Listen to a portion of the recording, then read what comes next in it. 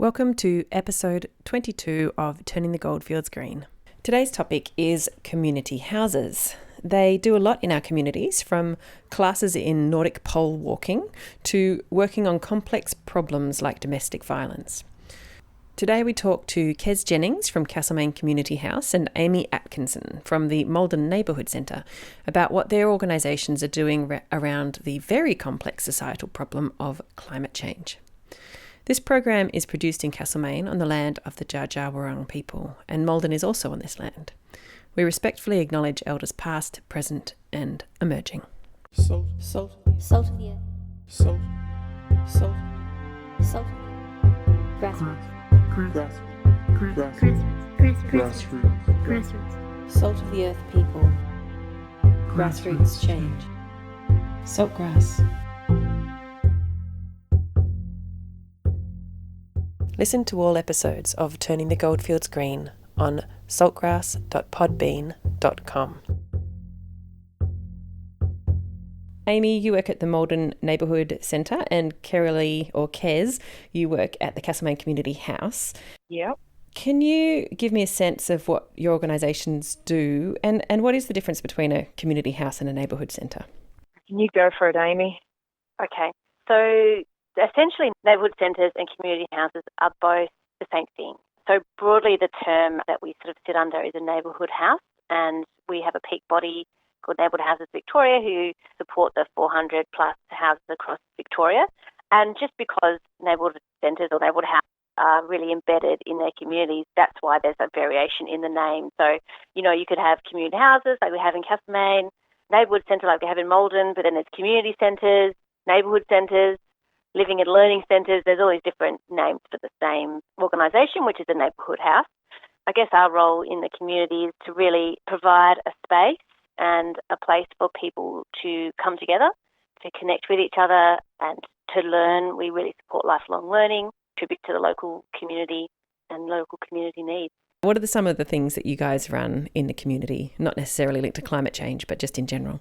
So the Maldon Neighbourhood Centre is involved in a pretty broad range of activities and programs locally. One of the things that we run is the local Maldon Market, which is a farmers and makers market once a month. We offer an occasional childcare service once a week, and we're actually the only childcare provider in Maldon. We have a community garden, we have meeting spaces, we have a health and wellbeing program and a program of sort of educational opportunities like workshops or short courses. We have a very popular one where we partner with the Men's Shed and offer introduction to woodwork courses. We are also sort of involved behind the scenes in local networks, for example, the Matt Alexander Family Violence Prevention Network, and do lots of sort of advocacy for Maldon, I suppose. One of the other recent projects has been supporting the community planning process. For people who may not know the area very well, how big is Maldon as a township? It's about a 10-minute drive, 15-minute drive from Castlemaine. Yeah. So what is Maldon like as a town? Well, so Maldon is about, I think it's 1,200 people, and then sort of in the surrounding area, maybe up to 1,500. Even though sort of our name suggests we just look after Maldon, we, happy to service people in the outer-lying areas as well. So we would include Barringup as being in our community, I suppose you could say. And places like Muckleford and Walmer. It's a very sweet little town in Maldon, slightly older demographic than sort of the Victorian average. Yeah. Yeah, and it's quite a historical town. There's a lot of heritage overlay, and it's a beautiful town to visit if you love old buildings and old streetscapes that are still sort of relatively intact. And there's a steam train that goes from Castlemaine to Maldon, which I find it's a great thing. So Kez, you are at the Castlemaine Community House. Give us a little rundown of what you guys do, and maybe give us a bit of an idea of how big Castlemaine is as well. So similar to Amy and what's happening over at Maldon, also quite broad. A big part of what we do is things like the community lunch, where we have volunteers coming in and cooking, and it's open to the community to come in and share that meal together.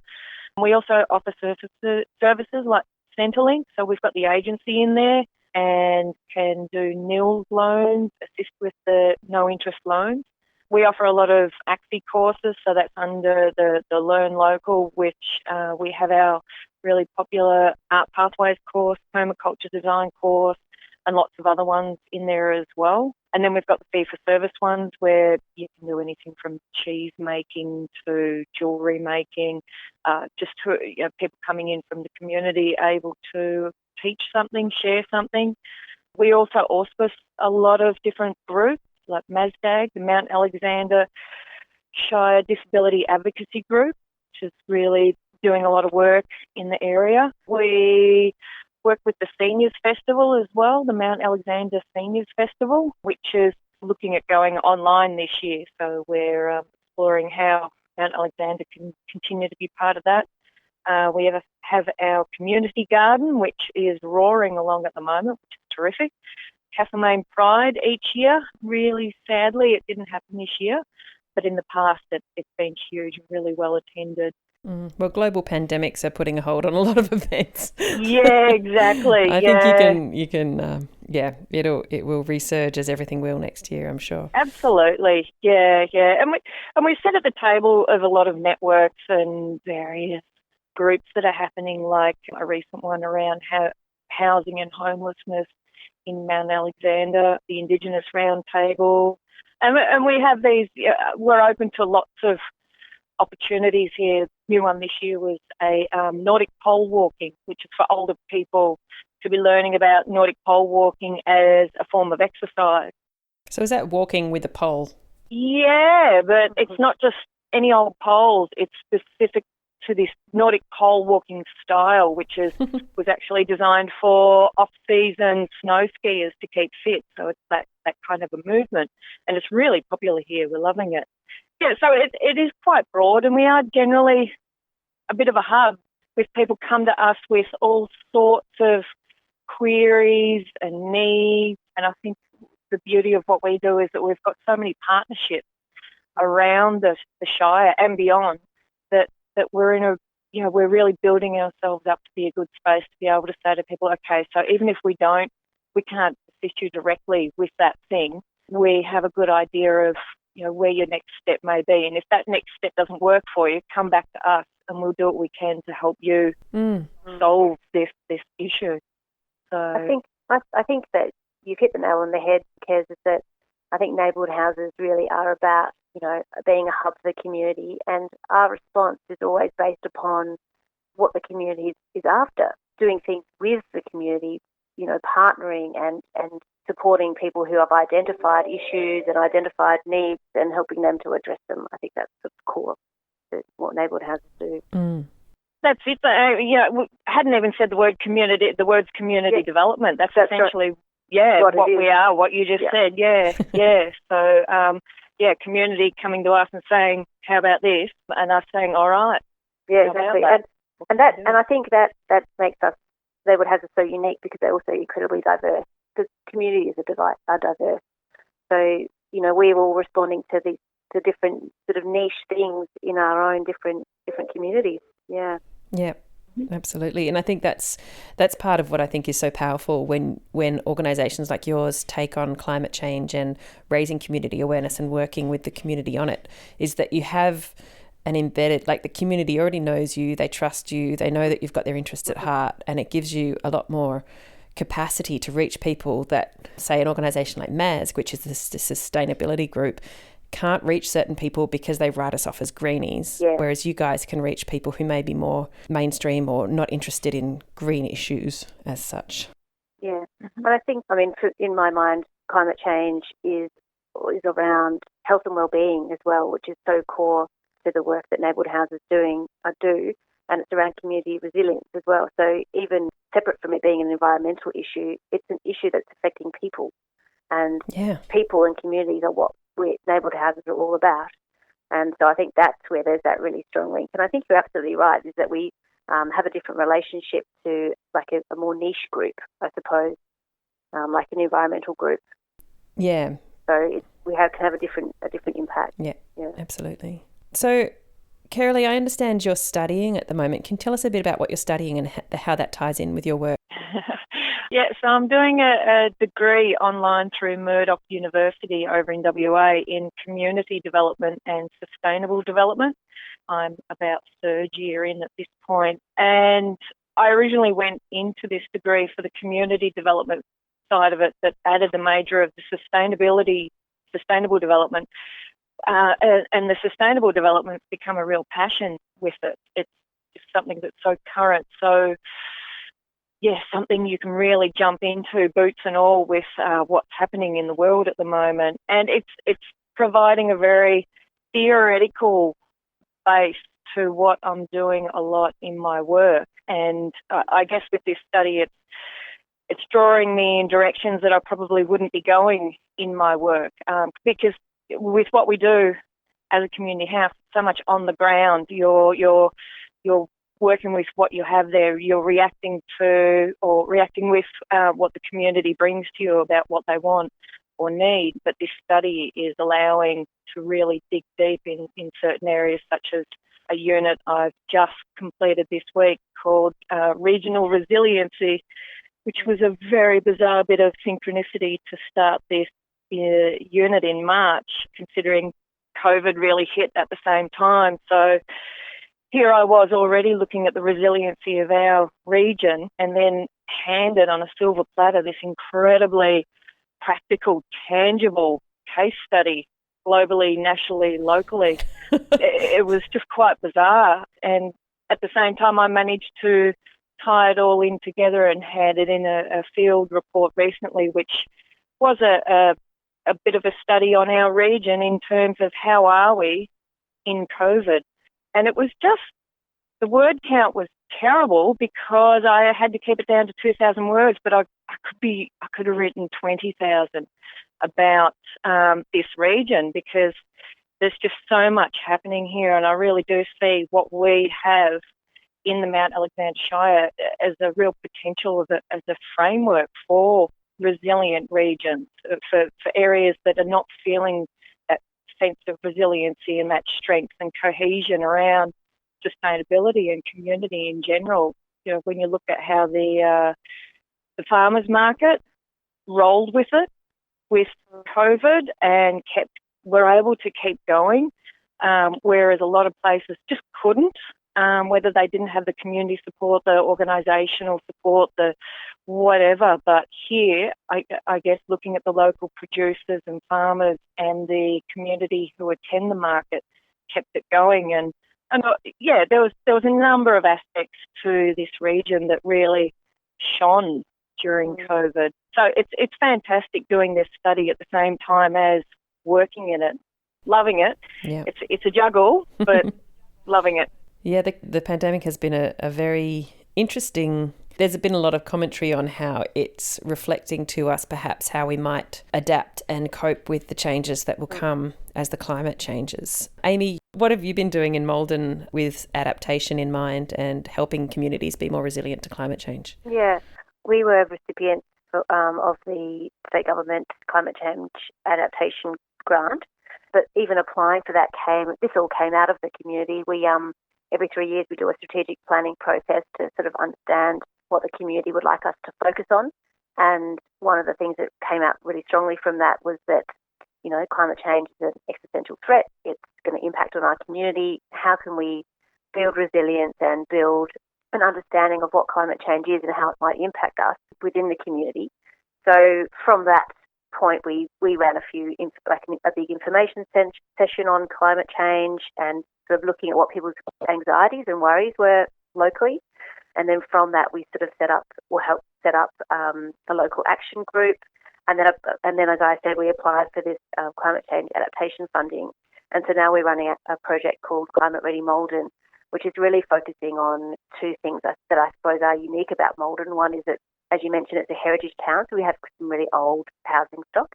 And secondly, we have got an older demographic. So we've got people who are more vulnerable to some of the climate impacts that we're expecting to see, or in fact are experiencing already, which is like heat waves and increased bushfire risk and things like that. So our project is around educating the community around these likely impacts and then helping them to develop some action plans and some steps to undertake to create cool zones in their homes or to improve their homes so that they don't get super hot in the summertime, and also to help people to get bushfire plans in place.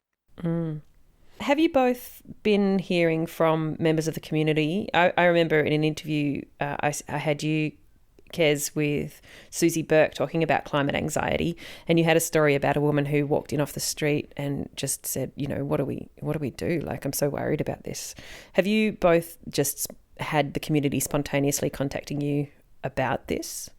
We do get people coming in with general expressions of, I'm feeling anxious, what can I do? How do I deal with it? But we also get people coming in with great ideas of wanting to offer particular workshops or courses in things around climate change or sustainability. Like the e-bike workshops that were going to go ahead before COVID hit and closed everything down. Yeah, e-bikes, beeswax, general food preserving, gardening. Yeah, we get a lot of that. And we have the more established groups around climate change action coming and using our space as well as a meeting space. Yeah, we do get connections that way for sure. Yeah, that's great. Yeah, we wouldn't maybe not get individuals coming in off the street in that same way, but definitely like in talking to the community, different community members, I get a really clear sense that there are people who are definitely worried about the impact of climate change, and I think it's incumbent upon us to respond to that and to just build the general awareness of what is likely to affect people. Mm. And Kes, can you tell us a little bit about what plans your community house has got to provide for the community around climate change? That's a fun little question right now, isn't it, Ellie? What plans? Who's got a plan? Who dare have a plan? So we do have some plans around that we are connecting more with sustainability and climate change activities and programs and learning opportunities. One we're looking at the moment, and I'm a bit excited about it, is a zero food waste course, which is around developing learners' culinary skills and understanding of food production in the context of sustainable food systems. So it's a terrific course that offers a very practical component when looking at food systems. That it's kind of bringing in with literacy, helping people have the literacy around this as well. So it's looking at your own, what are you bringing into your house? Where has that come from? Did it come from products made in Thailand, or has it come from Harcourt? And then being able to really drill that down to, well, what's the carbon footprint of that particular thing? What could be an alternative to it? And looking at, yes, you have your food, you're cooking this with it, but how much is going out into your garbage bin, or could it be going to making soup stock or compost? So giving people a really foundational view of it and understanding of food systems. And another one is around saving money, energy and the environment. So it's a course which, again, it's around developing the language and literacy, but in the context of ecological literacy and sustainability. So it could be examining your own, well, what they originally designed with this is that it would be done in-house, as in the community house, but we've looked at the option of doing it online. So the component of looking at the energy use, electrical use in a building, people could then take that and apply it to their own house and be able to examine how much electricity is being used each month, which is the biggest draw on that, how to adjust that. So it's, again, providing a really tangible and practical approach to sustainability. So we're looking at those things, as well as we have our permaculture design course happening, which is really popular. So we're looking at how to supplement that as well. What else can we bring to it? And the community gardens being built up, which is terrific, because that also provides a really strong educational point for people around climate change, because there's a lot of very passionate people in there. And I think at this point, I see it as us just kind of building the community understanding of us being open to more in this space and building up the opportunities that are out there. Say we had someone approach us and say, what about TerraCycle? I'll help you set up TerraCycle at the community house, so that we've now got these 3 bins there that can be accepting dental waste toothpaste tubes to toothbrushes, stationery waste with pens and textures and things like that. So I think for us it's about getting out to the community to let them know we want to know what you'd like to see happening, and we will be, we're available to help facilitate that. I think that example with the TerraCycle is a good example of community groups working together, because that was the Hub Foundation, MASG and Community House all working together. And I think we sort of realised that Community House really is the place where the people go. It's the most accessible of all of our office spaces. And so it was sort of the obvious choice to place these things to make it really easy for people to recycle if they want to, these items that are a bit more obscure. I think also with that is that we have the Centrelink agency in there. So like you were saying before about how to, MASG networks, yes, you're almost preaching to the converted there, but Community House, we have a really broad demographic coming through because of the Centrelink. So it could be, most people have a MyGov account these days, and at some point they need to have a chat with a Centrelink agent. So we get, a really broad demographic coming through the Community House each day. And I see that by having an active community garden and information in our Centrelink agency and a welcoming, friendly place. And the community lunch as well. And community lunch, yeah, exactly. It really brings in people who might be a little bit on the periphery or a bit isolated. They can come and be in this place with other people. And if you just have a few flyers out or some information about some courses that are about cost saving as well as environment saving, then you get a lot more people interested in these things, I think. Yeah, exactly. Like with the saving money, energy and the environment course, that it's tapping into a few different interests with that it's not just saying, oh, just get on board and save the environment, but it's also like this is good for you in the very short term as well. So whether that grabs people's attention and then from that learning further. Yeah. So Amy, let's talk a bit more about your climate action. Is it the climate action plan? Sorry, I've forgotten the exact wording. So we've got, there's not really an action plan, but I guess there's, it's our strategic plan that for the Neighbourhood Centre has got sort of healthy environment as a key feature of it. And then from that, a lot of these other actions and things have come about. So aside from sort of reacting to, need in the community and working with community, I guess we also see ourselves as a leader in the community. And so to that end, we want to bring some education and awareness around climate change, but also we're able to do some advocacy work. So, for example, we've taken, shared some of the things that we've been doing with the regional Neighbourhood House network. We've sort of pushed the peak body, Neighbourhood Houses Victoria, to think about climate change and what the implications are into the future more strategically for all the neighbourhood houses. And also to look at their own operations and go, well, we're a part of it. And that's what we've done ourselves is we've, crowdfunded for solar panels and built a solar pergola and have recently applied for more solar panels for the other part of the building and, really looking at our own actions, so offsetting the travel of the community bus and, all these different things as well as kind of working with the community. Yeah, so I guess there's lots of different elements that we're doing, but it's pretty threaded through a lot of our programs because it was identified should have been that strategic level. Yeah, that's great. Kez, you mentioned something in a conversation earlier about there's been a new focus on environment at the management level of neighbourhood houses. Neighbourhood House Victoria, their AGM late last year, whizzing by.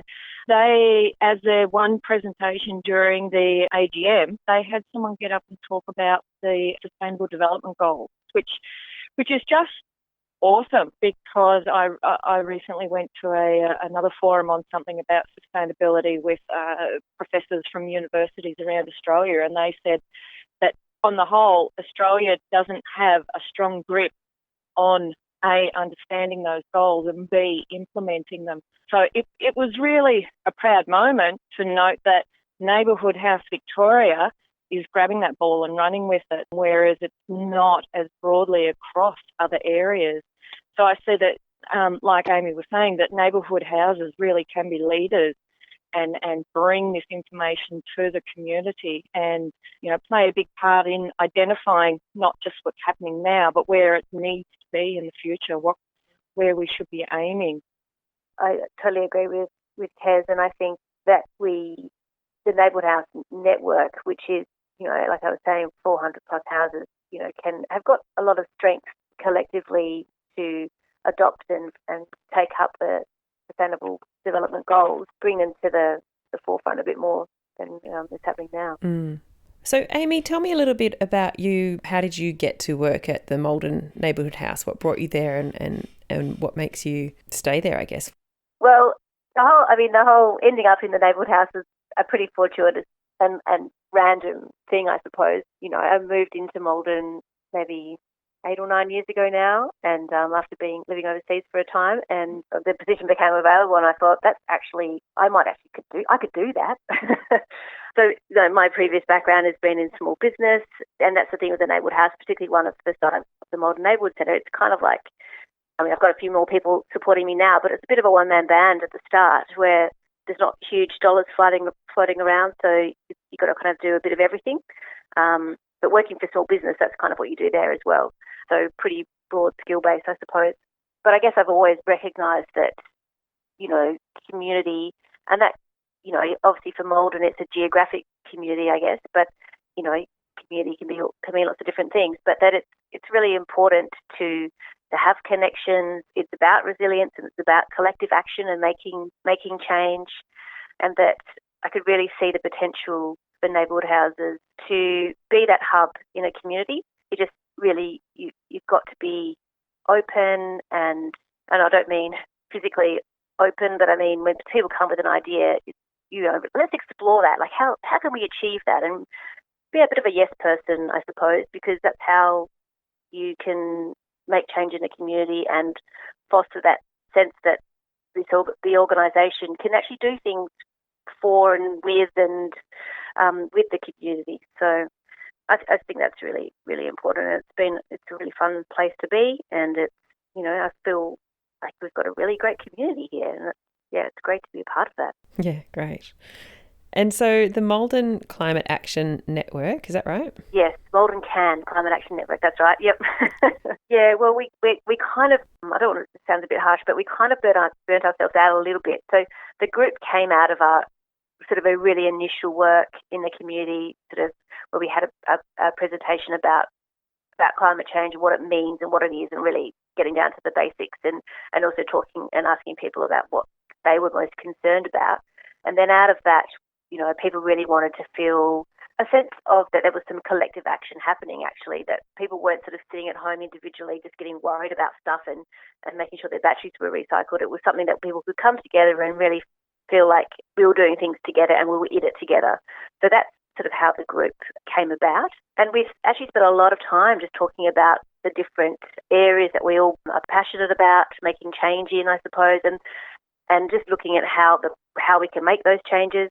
And then the thing that we sort of came together over was the Car-Free Carnival event back in September last year, which was kind of huge and fantastic. It was really brilliant, but it was hard. And sort of after that, we sort of sat down and went, oh my God, that was tough. And then it got into Christmas time, and then it got into bushfires, and then it got into pandemic. And yeah. It's been pretty much a hiatus since that time. But having said that, now that we've got the Climate Ready Maldon project happening and that funding happening, a lot of the members of that group are working with me on that in the steering committee level or the working group level, and or as volunteers on the ground. So in some ways, the passion of those individuals is still being harnessed. And the other thing that came out of it was that one of our members has been part of the work that was being led by Adapt Lord Malley. That's been a really great thing for her to get on board with. They ran a climate leadership course for people, and so one of your people participated in that.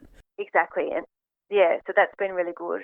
And I think in a few months' time we'll come together again and really sit down and go, okay, well, let's focus our group and work out how we want to make a difference locally, and go on from there. So now you have some funding to run a program called Climate Ready Maldon. Tell us a bit about what is being planned there. Yeah, so with that, there's a couple of, I guess the main parts is around awareness raising and education. And then we're also going to pull together a team of volunteers who can do a thermal comfort assessment of people's homes and work with households to make some really simple changes so that they can deal with extreme heat and heat waves better. We sort of recognise that our community, because it is older, is particularly vulnerable to, in terms of heat health. And then, of course, the other aspect is that Maldon is classified as extreme risk of bushfires. So working with the CFA to make sure that people have plans in place, bushfire plans or emergency plans. So there's a couple of different areas, I suppose, that we're going to be working in, and we're sort of in the early stages because, of course, again, the pandemic got in the way of things. Yeah. What's the timescale of that project? It's going to be completed April 2021.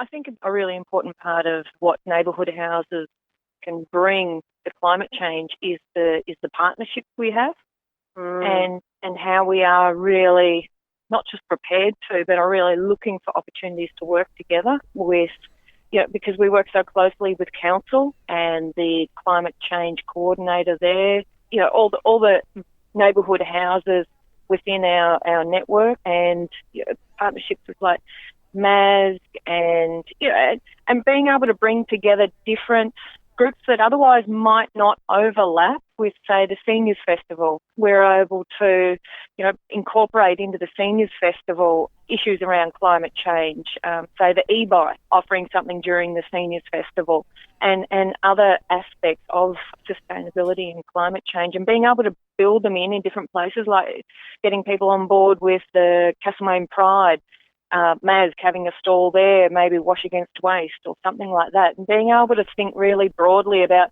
okay, we've got this, how does that fit in with other things and general interest that's going on there? And we get a lot of inquiries from people saying, oh, I'm thinking of doing this, who should I talk to? And being able to have a number of networks to say, okay, well, you could start with this person or try contacting them, and just being able to really bring some cohesion to it, so there's not too much doubling up, because like Amy was saying, there's a sense of burnout sometimes with things. Of you've got people spread across a few different groups doing very similar things, but if you can bring it together more, then that energy is not being burnt out as quickly. There's more of a sense of support. The connections that we have with the state government, the local government, I think they're all really important, instead of people off doing their own thing and possibly getting disheartened after a while.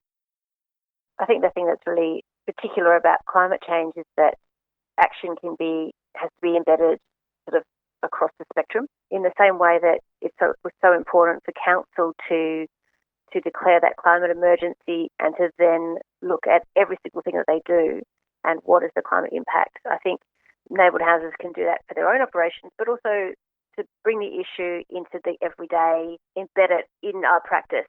Do you know what I mean? It's not a fringe issue. It's so overarching across everything.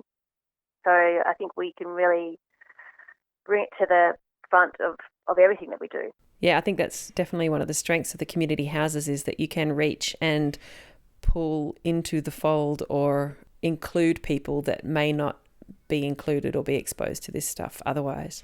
I think to make the whole concept really accessible to people. I know if sometimes if a group is incredibly passionate about their thing, that perhaps someone who's just beginning to explore that concept may feel a bit intimidated of I don't understand. What is sustainability? Oh, God, I don't want to look silly by asking a silly question when, in fact, it's not silly, and there shouldn't be any assumptions about people having that language or that understanding. Instead, it should be presented in a way that says, oh, well, feel free to ask, and we're happy to talk to you about this in a way that is accessible and inviting and welcoming, and not presenting you're either with us or against us kind of thing. It's a we're all here and let's find some common ground on this, that say, there may be people who, no, they don't feel they're very interested in environmental concerns, but they're very passionate about burn-offs and bushfires and things like that. which can overlap into the environmental space. So it's quite strongly, but maybe there wasn't an awareness before. So I think a really important part of community houses is finding commonalities, common grounds to be able to bring people to a table together to have a conversation. And I guess there's some really, so to jump in, I think what it does is in some ways it divorces the climate action from identity, because, often being an environmentalist or being a greenie, it's driven by an understanding and what a desire to make change and to improve the environment, but it's also tied up with identity. And if you're someone who, I don't know, is born and bred Maldon and has fished down the river forever, and you don't identify as a greenie in that same way, but that doesn't mean you haven't got a role to play in climate action. And I think, to have success, like to make changes, it's like with the pandemic response, we're all in it together. If we're not all doing it, it's actually not going to work. It's only when we get to a point when everyone has to make changes that we will see that difference. So I guess what we want to do is get that sense that we're all in it together before we hit a crisis moment. And I think that's where, organisations that aren't sort of branded or labelled as environmental or green can get some traction into those parts of the community that don't identify in that way. Absolutely, yeah. To let people know that it doesn't have to be an all or none situation. Yeah. You're doing your bit. Maybe you're using beeswax wraps. That's awesome. And then, a few weeks later, they incorporate something else into their lives instead of thinking that, well, I can't do that because to do that properly, I have to go completely off grid with everything. Yeah. I have to be a bike riding vegan who only uses candles at night, and they have to be beeswax candles. Oh my God, I can't do it. Exactly. Yeah. I don't think a vegan would be using beeswax Oh, that's true. candles, You are so right. Soy candles. Soy candles. But it's funny because the other day, it's a bit off topic, but I'm part of the tennis club locally, and on the agenda, I was like, I'm going to add climate action. And everyone was like, why have we got climate action on here? I'm like, because we're a summer sport. What is going to happen when it's 40 plus days in a row? Like, we won't be able to play. Like, we've got to be doing something too. Everyone has to be doing something. Yeah. Very real. Yeah, but people were like, rah, rah, rah. So we're not in. Exactly.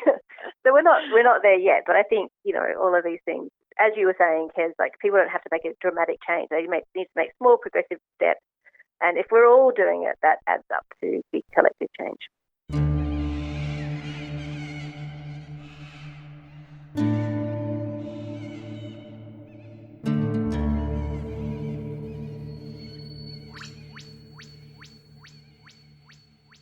That was Amy Atkinson from Maldon Neighbourhood Centre and Kez Jennings from Castlemaine Community House, discussing how organisations like theirs can play an important role in helping communities take action on climate change, participate in mitigation action, and plan for adaptation.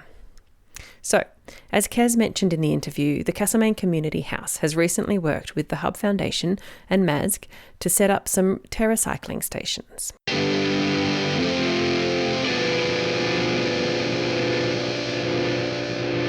How the frick are you supposed to recycle that?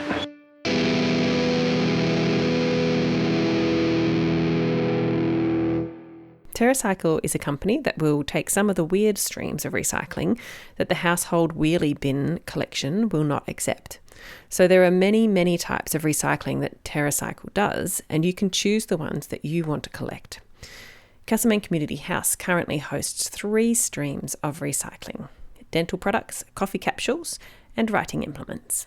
With the dental products, items accepted include toothpaste tubes and caps, manual toothbrushes, electric toothbrush heads, toothpaste tube, plastic packaging, and floss containers. TerraCycle does not recycle electric toothbrush handles, or they have a separate stream for that, or you can take it out with your e-waste. Also, please ensure that excess product has been removed from the toothpaste tube, for example, and if it has been washed, please dry it completely. So once it's collected, the dental products are separated by material and shredded and then melted into hard plastic to be remoulded into new recycled products. The coffee capsules, again, They ask that you please squeeze excess liquid from the capsules, or if you're washing them, to dry them completely. So when they go there, the capsules are cleaned and melted down into hard plastic to be repurposed. And with the writing instruments, they accept all writing instruments except for wooden pencils, crayons and chalk. So any brand of pen, felt tip, highlighter, marker, correction fluid pot, and again the whiteout has to be empty. Even the correction tape, so whiteout tape, can be accepted. Mechanical pencils and eraser pens, so regardless of what they're made of. Note that they do not accept glue sticks, erasers, rulers or other cutting objects like Stanley knives that could disturb the recycling process. Please be careful not to include any of those items. Once collected, again, the writing instruments are cleaned and melted down into hard plastic for repurposing. So get to it. Start collecting these products, dental care, coffee capsules and writing implements, and take them to the Castlemaine Community House. If you are not in Central Victoria, see if you can find somewhere locally that recycles these sort of products. I have put a link to the TerraCycle page in the episode description, and you can go to their website to find out how to get collection points set up in your area if you don't have any. Now, this was our third last episode. We're going to do 24 in total. As you probably know, this program has been funded for the past 6 months by the wonderful CBF, the Community Broadcasting Foundation. They do amazing work right across Australia, supporting community radio and television and making it possible for programs like this one to exist.